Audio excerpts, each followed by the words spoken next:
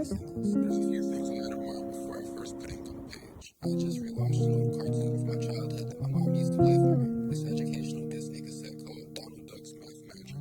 It related math to topics like nature, art, and music in order to make it interesting for kids. I was really watching for nostalgia, but locked in when it got into talking about the golden ratio and how Renaissance artists would utilize its structure to make visually pleasing art. I never really played out my detailed works very well, so I wanted to try to use these things to bring a pleasing format to what would be a busy drawing. I started on the top left side, not really having a measured plan, just doodling with the golden ratio in mind. The subject matter started to come together when I was thinking about the natural shapes that form in creation, about being a natural creation, about utilizing creative abilities that were gifted by nature. The first thing I drew, the hand reaching for the eye, represents the desire to consciously interact with the creative force. I started to think about how I would symbolize the mystery of where it comes from. I tried to at least represent what it felt like to receive the information that the source is showing us, portraying it as a mystery substance from an unknowable place being fed into the mouth. These thoughts formed the original title, What is the Substance? This point I had to gauge what the whole page would consist of and how it would portray the duality that we observed emanating from this source substance. I made the main subject look primal to represent how ignorant we are to the source of creative information. I referenced images of old alchemical laboratory equipment to portray the distillation of the substance into dualistic concepts such as creation and destruction,